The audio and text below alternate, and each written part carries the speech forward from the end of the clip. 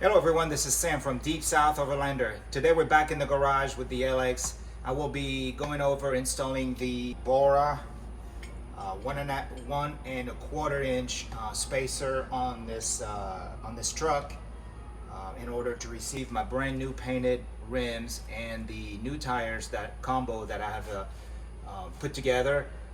The wheels are the generic wheels. I have a whole series of videos on how to refinish them.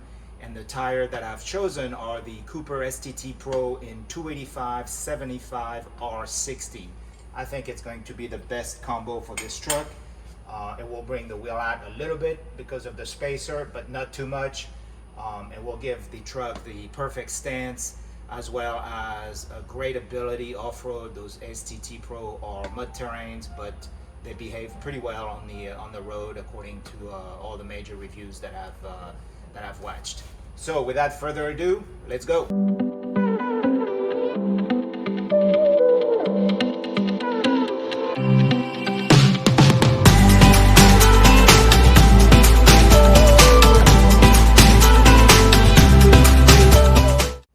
If you're new to the channel, thank you very much. If you haven't subscribed, please consider doing so. It really helps me. And if you like this video today or any of my other videos, please give me a thumbs up. So before we get started with the installation, I thought that I'd give you a little bit of a rundown on the spacers, why I chose them, and why I think that personally for me it was the right choice. So these are made by Bora. They are distributed by a company called motorsport-tech.com. They are made in the US. Folks at Motorsport Tech are very, very responsive. As you will see in the front, I had a little bit of an issue. I couldn't understand exactly how the spacers worked. I know it sounds crazy. You're gonna say it's a spacer, you just plop it on there. But as you know, our hubs have a spline in the front, and even though you think the spacer would be sort of symmetrical, it's not. There is only one particular notch at which it can go and clears those little spines inside and those little nuts. So we'll go over that in a little bit later when I go in the front. I've installed the front already, so I'll give you the details, but it's not very hard. So the spacers that I chose are 1.25 inches. Personally, I think that's the max that I would use. I think anything after that, maybe a little bit pushing on the tensile strength of the lugs themselves, making your wheel perhaps a little bit too sticking out. Some people like that look. If you don't go off-road much, it may be fine for you. I think that the further you go away from the natural space where the wheel usually sits, the more stress you put on your articulation, your hubs, and whatnot.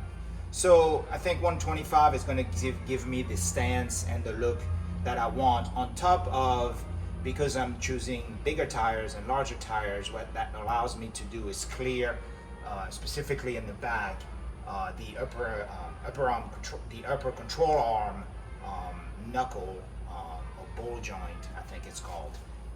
It will bring that wheel a little bit further, so I won't have any rubbing issues.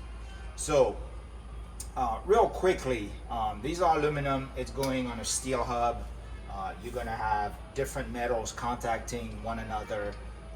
I'm going to use NTCs on the back of that spacer when it makes contacts with the steel of the brake rotor. So I will be using NTCs, which I have right here. The installation card that comes with the spacers, I think this is important to tell you, that the manufacturer of the hub of the spacer specifically says do not over torque past the manufacturer's specs torque specification for the wheel themselves. So I looked into my manual, and the manual says the wheels are supposed to be torqued at 97 foot-pound. This is what I'm going to do.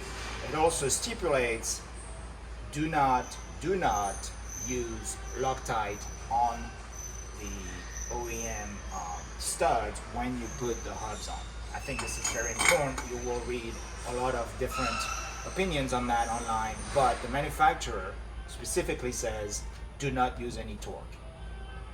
By the same token, it also says do not over torque past 140 pounds. If the manufacturer has a torque specs over 140 pounds, the Motorsport Tech tells you please call us and we'll discuss. So this being said, I'm going to torque them at 97 foot-pound and we should be fine. It says install everything, make sure that you have no issues, drive the truck for about 5 to 10 miles, take the wheel off, retorque everything to 97 pounds or whatever your manufacturer specs are, and you should be good to go. So this is what I'm going to do. In order to prep the surface right here, I'm just going to use a wire brush. I have some brake cleaner that I'm going to apply as well. Clean all of that area, put a little bit of NTCs on the back of the spacer, install it, torque it, and we'll be good to go. In order to prepare the hub, or rather the brake rotor to receive the hub, I see a little bit of surface rust, so I'm going to use a very simple little wire brush. I'm going to sort of clean that surface a little bit right there, making sure that there is no major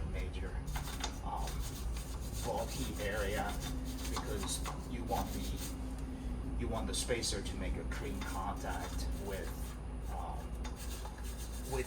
the brake rotor, obviously. Now, like I said, I'm going to use NTCs because I believe that it's necessary when you have different metal contacting one another, the brake rotor being steel and the spacer being aluminum. I think that you need to have that level of NTCs between the two in order for it to not get a chemical reaction or, and potentially damage the spacer, and making it very hard when the time comes to remove it in order for you to change your brake rotors. I've inspected my rotors, they're perfect, so I don't need to do that. So anyway, this is it. Quick little wire brushing. Use a brake cleaner. So I'm spraying that in, and then you're using a rag. Go ahead and get that a little clean.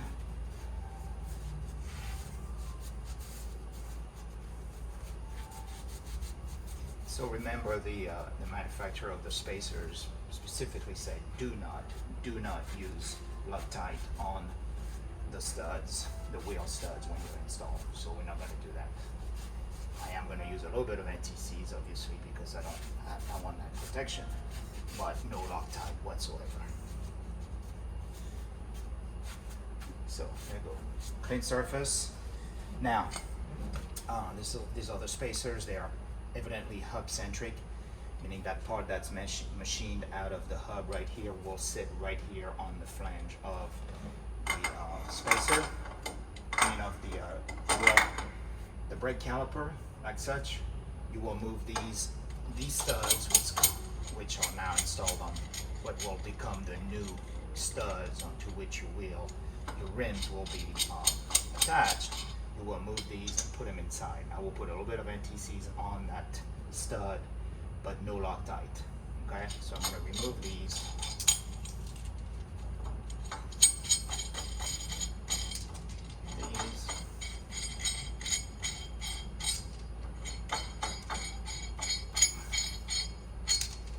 Okay, these will be torqued at 97 foot-pound, and they use 19 millimeter. So what I'm going to do now, again, I'm going to get my NTCs right here. And if you know anything about NTCs, you want to wear gloves because that thing will get absolutely everywhere. And I'm just going to apply some NTCs on the back of that hub, that wheel spacer. I don't know why I keep saying hub. Right here, here, and then a little bit around, because it sits on that rotor flange right here. So I'll just put a little bit around there. Okay, like such. Put a little bit of my studs, my wheel studs. You don't need much here, just a little bit, just to prevent any sort of oxidation to form between the stud and the nut itself. Okay, so like this. Grab that spacer, put it on. Now you have a good connection. Grab those nuts. They're self-centering, obviously they're beveled. Now, I've read on the cards that comes from the manufacturers that in some instances there is a possibility for your stud, for your existing wheel stud to protrude past the edge of that spacer. Obviously that's very bad, you don't want that. If that happens, there's going to be an issue where you will have to trim the OEM stud. This doesn't sound like a very appealing thing for me to do. So if that happens, you definitely want to talk to the manufacturer, the distributor, Motorsport Tech, and they should advise you as to what to do. I'm lucky on my LX. This is a 2000 LX. The studs don't protrude, so I have no issues. So I'm going to bring him close. It's just a breaker bar. I'm going to do it in a diagonal pattern, which you should always do. So 1, 2, 1, 2, and this last one.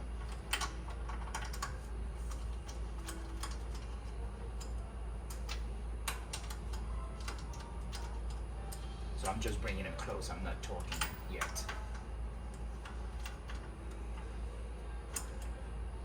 All right, so they're all close. They're all going to be a little snug. So this, this, this, and this. And now we're going to torque them to 97 foot-pound. So I've set the torque wrench to 97 foot-pound.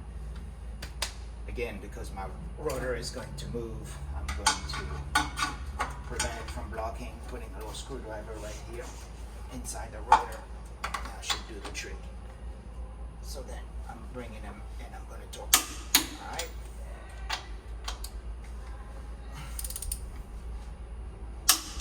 All right.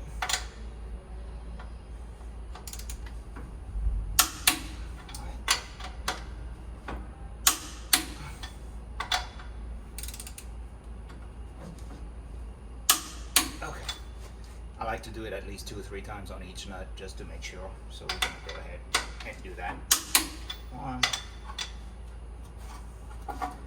This real caliper, this real brake rotor shouldn't move because I have my parking brake. That shouldn't be an issue, but just in case I'm doing that.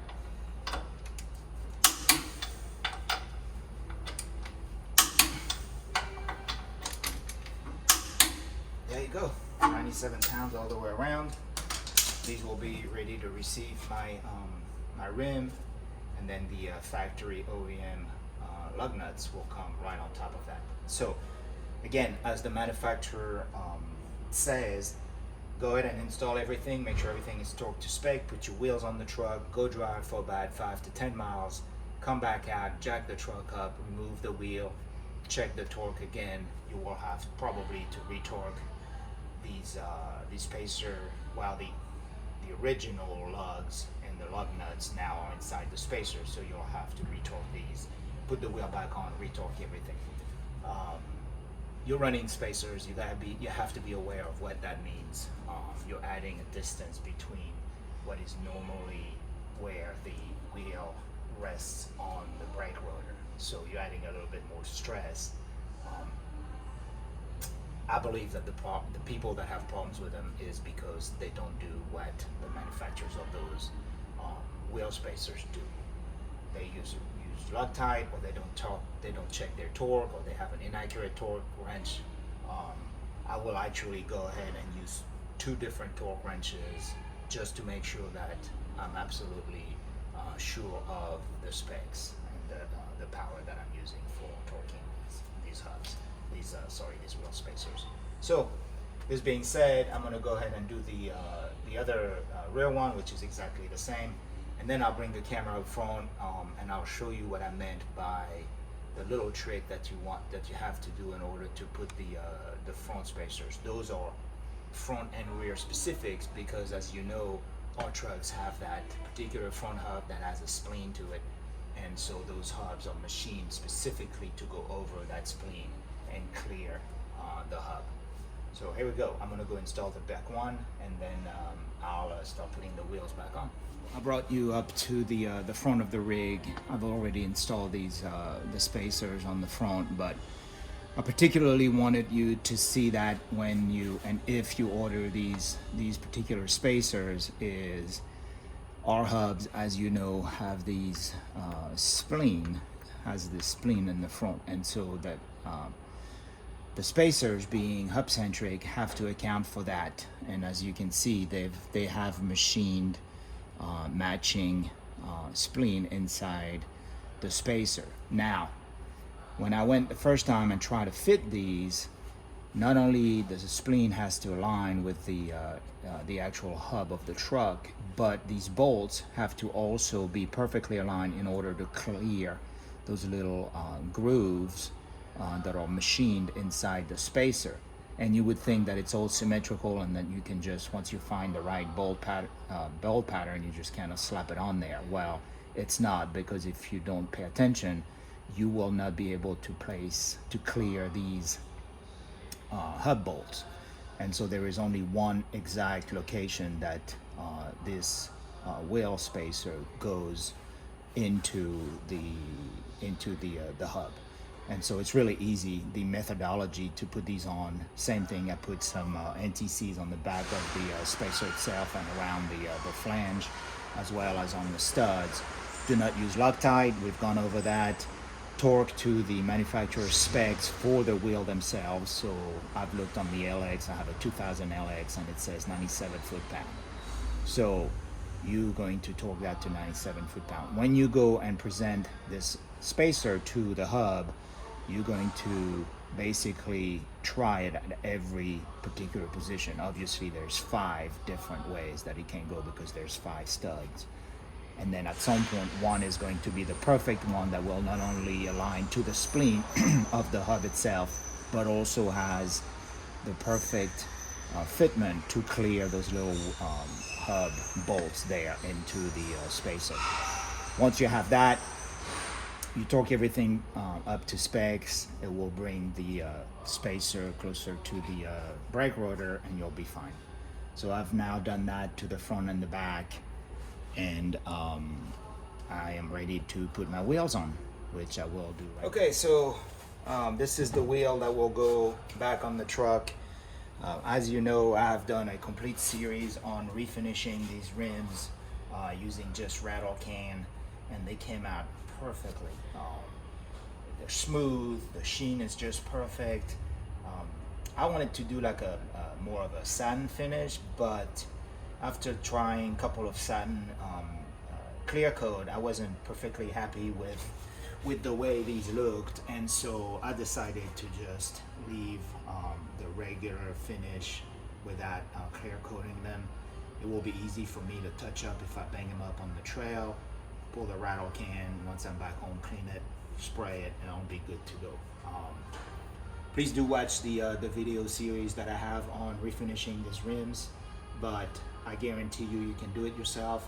I did it by removing the rims because I was changing my tires, but you do not have to do it with the tires off the rim. You can use the index card method, where you basically insert some index cards all the way on the perimeter, prep your wheel, spray it, and it'll come out perfectly. New rubber as well, Discoverer STT Pro Cooper. Size is 285 by 75 by 16. They are quite aggressive. Obviously, mud tire. I love these tires. They've had great reviews. Now, to be honest, I say I love them, but I love the way they look, and I think they will be perfect for the car and the application. I have not used these tires yet, ever. So I read a bunch of reviews, a lot of A lot of peers that run these trucks have given me great reviews. I love the lugs. I love, you know, how they are obviously mud tires, huge clearance, a lot of release for mud. So they should be very aggressive sidewalls as well. They should be perfectly suited for what I want to do. In terms of size, they look quite good. I think they will fill the wheel well, quite well. Because of the spacers, they will come at the edge, maybe slightly inside, which is perfect. That's what I want. And the wheel spacer will allow me to clear the upper arm control, the upper control arm in the ball joint right there. I'm still running standard AHC. I don't have any plans of changing that. I should have plenty of clearance, as you know, and I have asked the Facebook page and the forums, will that clear? I know it's the age-old question and people make fun of it, but I've asked that question plenty of times and they should fit perfectly. Now, I don't know because the car is being jacked up on the lift. I'm doing some engine maintenance, timing belt, water pump and whatnot. But I'm to the point now where Friday I should be finished with the engine maintenance. Those wheels should be back on and the truck should be back on its feet cranking, and we will do a shakedown. So I'm going to go ahead and put that wheel on. I'm going to lower the lift a little bit to ease that process, and then we'll be good to go. So let's go and lower the lift.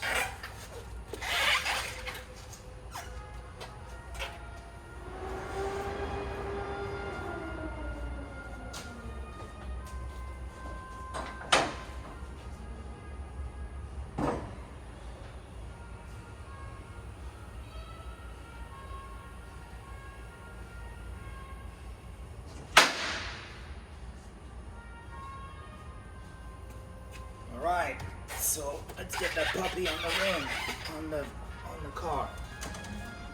Now, I'm not gonna hide the fact that this is a very, very heavy wheel tire combo. We're not talking light here, we're talking some serious weight. So let's see if we can muscle this up. We should be able to. Right there. Definitely having the lift help. So there you go. You go grab those lug nuts.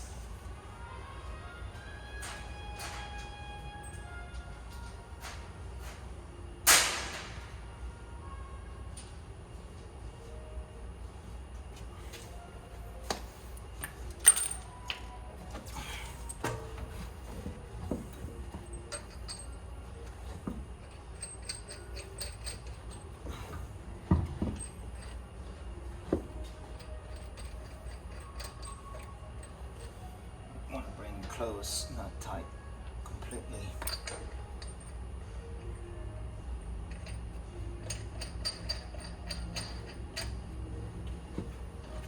And again, the beauty of, you know, me finishing this with just simple rattle can is that I am not going to anguish if I bang those rims.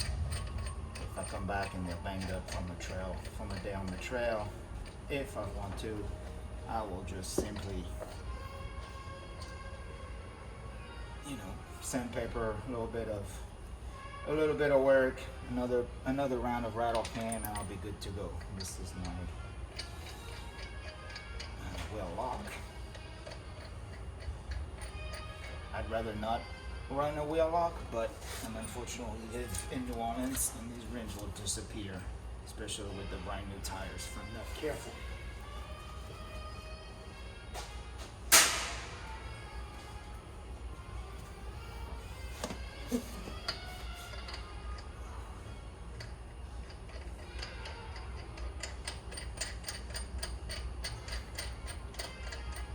Okay, so let me get the knot 22.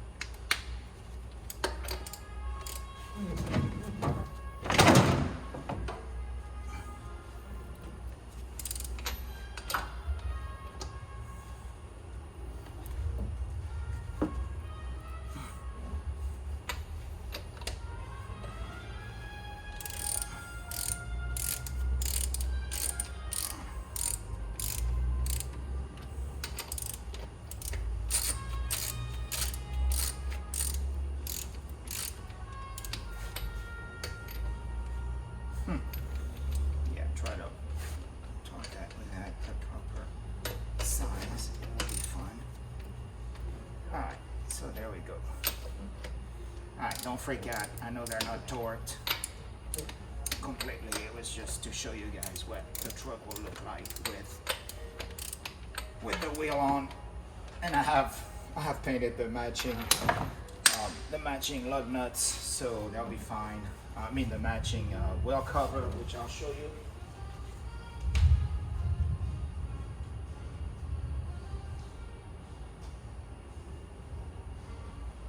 I have the hubcap right here, which I painted to match. This will go over such. I'm just gonna torque the wheel, the lugs before I reinstall the caps, and I may take that wheel off to finish my engine. It's easier for me to work on the truck by removing the wheel and lowering the lift as much as I can, which allows me, I'm not very tall, I'm 5'9", to get into my engine bay a little bit better. But this being said, this is the overall look. I'm loving it. I think it looks fantastic. The tires will look perfect. From a size standpoint, they are, you know, the size of the tire. The side of the tire is about even with the edge of the fender flare, which is exactly what I wanted. Plenty of space on the upper control arm ball joint right there. Now we'll see when I put the truck back, we'll see the clearance. I may have to do a little bit of trimming here. We'll see. The ARB bumper shouldn't give me an issue much, so we'll see. But I'll do a reveal when the truck is back on its feet, and I'll give you a sense of what it looks like.